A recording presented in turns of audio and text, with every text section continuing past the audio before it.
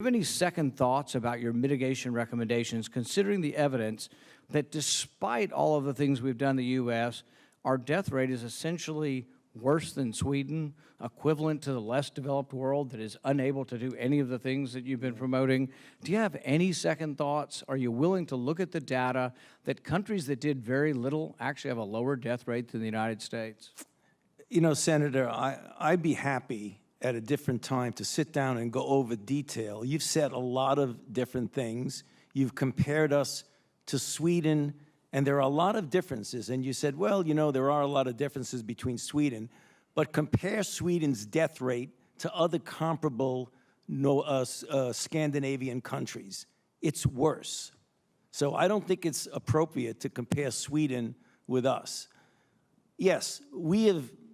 I think in the beginning, we've done things based on the knowledge we had at the time, and hopefully, and I am, and my colleagues are humble enough and modest enough to realize that as new data comes, you make different recommendations. But I don't regret saying that the only way we could have really stopped the explosion of infection was by essentially, I want to say shutting down, I mean essentially having the physical separation and the kinds of recommendations that we've made. You've been a big fan of Cuomo and the shutdown in New York. Okay. You've lauded New York for their policy. New York had the highest death rate in the world. How could we possibly be jumping up and down and saying, oh, Governor Cuomo did a great job? He had the worst death rate in the world. No, you misconstrued that, Senator, and you've done that repetitively in the past. They got hit very badly. They've made some mistakes.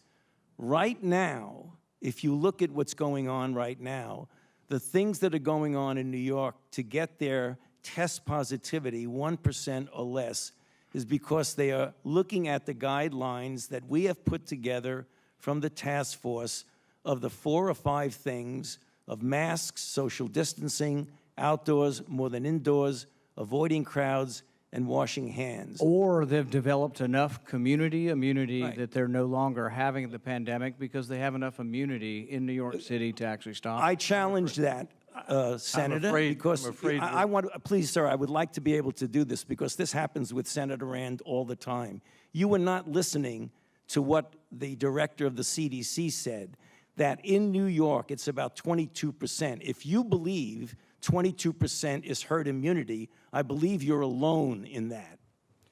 There's also the pre-existing immunity of those who have cross-reactivity, which is about a third of the public in many estimates from studies, which would actually get you to about two-thirds. I'd like to talk to you about that also, because there was a study that recently came out that pre-existing immunity to coronaviruses that are common cold do not cross-react with the COVID-19. Thank you, Senator Paul.